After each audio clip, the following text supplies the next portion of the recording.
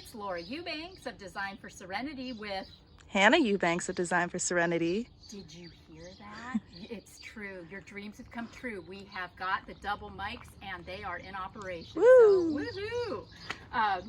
We are over in Lakeside at our dear clients. They absolutely love this this Blue Glow. Sandy, it's her prized possession, and she texted me very upset last week that it looks like a basketball had hit it, or something was going on with it. And I took one look and I thought, uh-oh, looks like snout weevil. Snout weevil attacks the meristem of the plant. So if you've got a really wobbly meristem and some rotting and some stench, then chances are good you've got snout weevil. And at this stage of the game, this is non-redeemable. So I'm going to dig it up for you and we're going to take a look. And Steve actually treated the plant. He did everything right. He used some alcohol, some neem oil, he drenched, and he may have effectively killed the weevil, but it may have been too little too late. But we'll dig her up here and see what we see.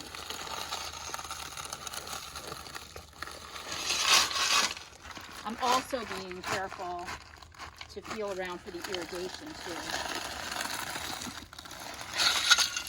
If I have to have Greg come out here and fix it, he is not going to be happy with me. I do not want to run a shovel through it. It's very stinky. Yes, very stinky. Oh, poor Sandy. Don't look, Sandy. It's too traumatic. Look at all the flies. I know, your precious baby. Oh my gosh. It stinks. Okay, I think I can get it now. Let's see.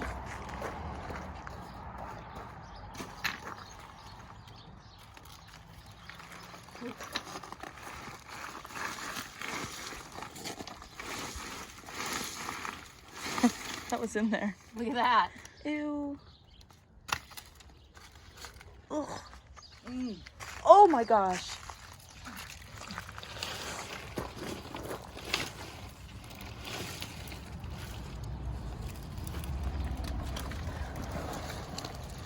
Oh. You guys should be happy you can't smell this right now. Mmm. Yeah, I don't see any weevils Mm-mm.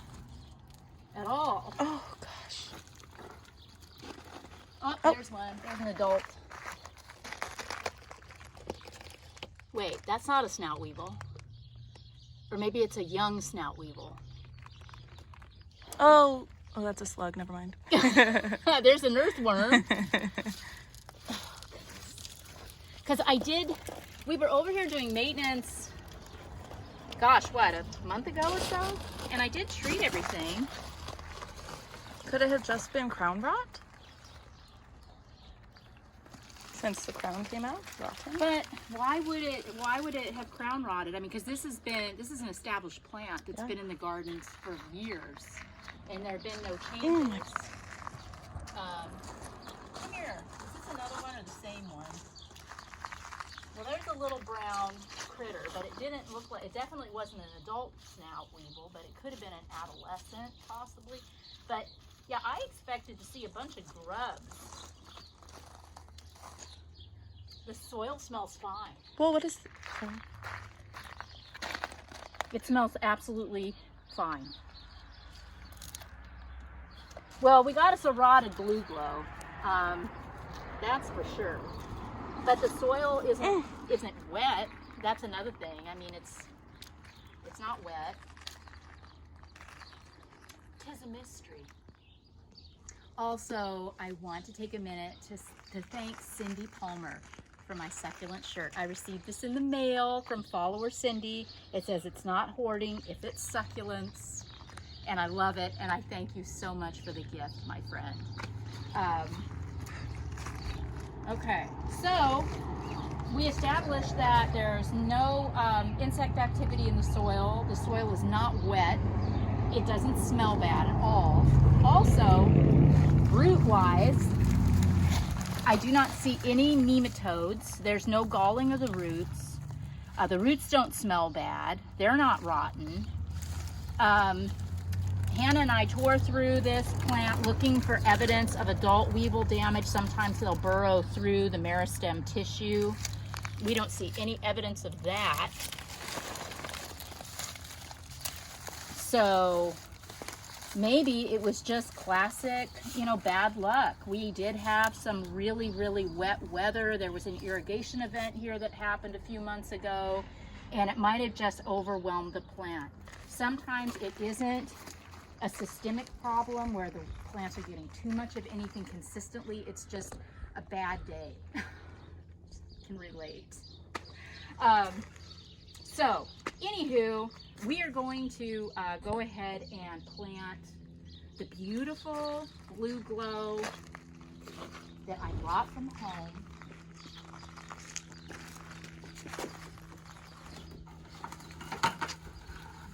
We have soil in the back of my truck. And we have soil in this truck. So, yeah, now that you're mic'd, I don't have to repeat everything you Yeah. say. So you guys will have to bear with me on that because I may do that out of habit for a while. Yeah, so this one, take a look at what a beauty she is. This one's actually bluer than the one we pulled out, and it's got really interesting modeling on the leaves. It's like I told Steve it's a show dog is what it is. So I think I'm going to go ahead though, just out of an abundance of precaution. I am going to apply a little systemic in that hole, and then we'll add a little fresh soil before we plant. There are many products that you can use. This is the one that I prefer. It was recommended to me by a nurseryman a number of years ago, and I'm going to apply the systemic.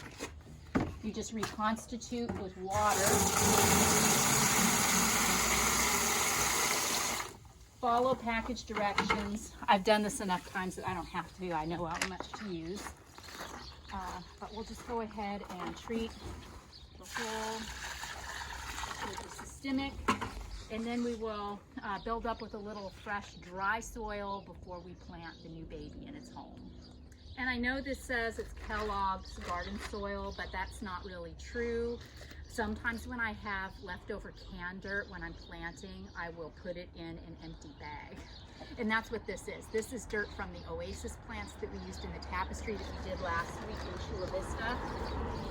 So I like a good amended potting soil. Cactus and succulent mix is awesome, and if you live somewhere where you get a lot of rainfall, you'll want to be very mindful of using soil or a product that is specific to cactus and succulents.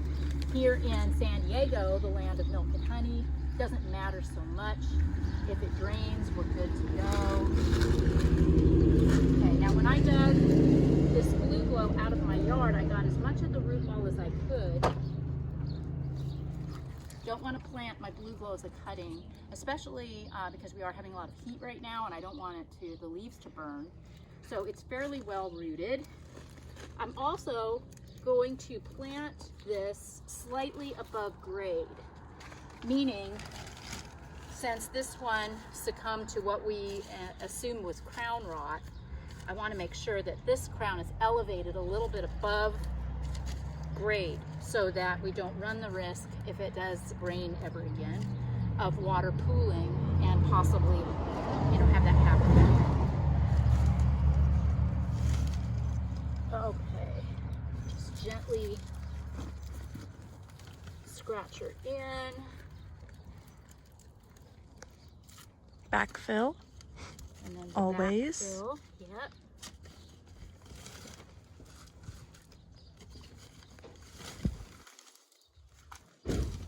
You're gonna have to do a little better than that. Oh, I'm working on it. You want to show them some other things in the garden? Sure. Because this is boring. I think they understand that full. And remember, you can talk. That's a Hercules, right? Yeah. Goliath? Hercules. That's Hercules. The biggest one I've ever seen. The tapestry's doing really well. We planted this Euphorbia trigona. It was in a pot before, and it seems to be very happy in its new home in the ground.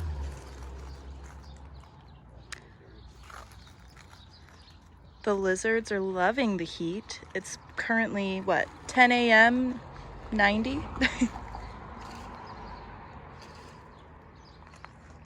The Balsaminophobia was beautifully laced out the last time we were here. It looks great. The agave perii. That's a perii, right? Got it. I pay attention sometimes.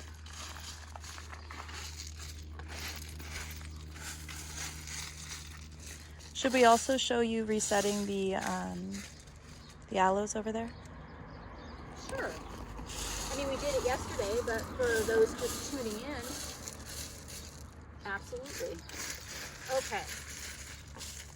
And now we can just continue, you know, watering is normal on this plant, and, you know, it'll acclimate to its new environment, and hopefully all will be well.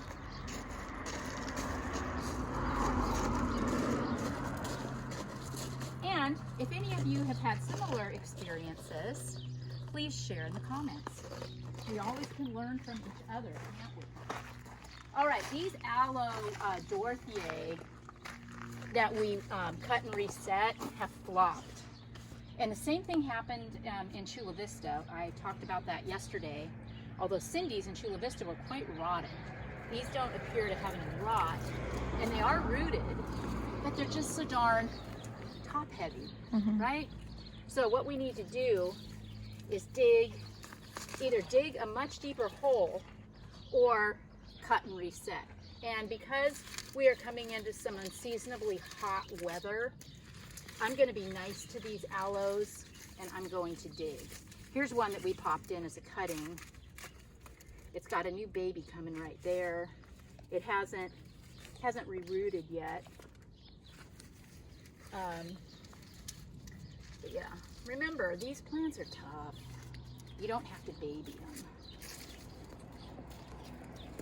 Okay. Take my handy multi-tool. Push the soil away. You can see that there's an irrigation tube right there. And you know, as time passes in the garden and we move, you know, we start moving things around and whatnot, I'm mindful of where the irrigation is.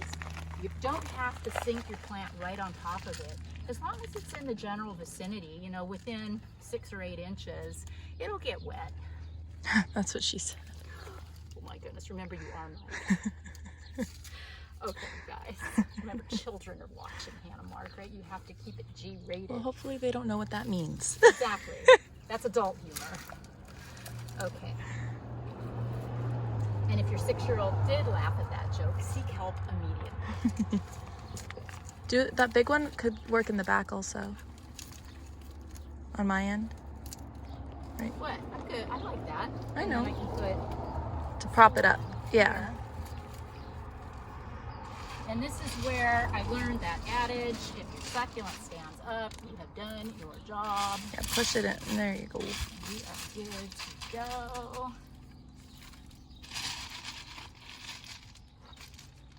All right. This is such a fun garden. We love to come here and putter and work, and any excuse to just see how beautiful everything is. But that was just a little crisis, hopefully averted. Sorry I didn't have the exciting snout weevils for you all to see. Maybe next time. But yes, this is a good teaching opportunity. So do share your successes and failures and observations that you've had in your own gardens. And remember also when you comment to let us know where you live, because that sometimes will impact a person's choices to move forward with a treatment. Okay. All right, I think That'll do it. that'll do it. And thanks so much again to Cindy for the wonderful gift. It was such a nice surprise. Thank all of you that have super thanks too. Super appreciate it. And those of you that are subscribing and following and commenting and just, you know, joining us on this crazy. We love you. We love you so much. This has been Laura Eubanks Hannah Eubanks. with your succulent tip of the day. Bye, guys.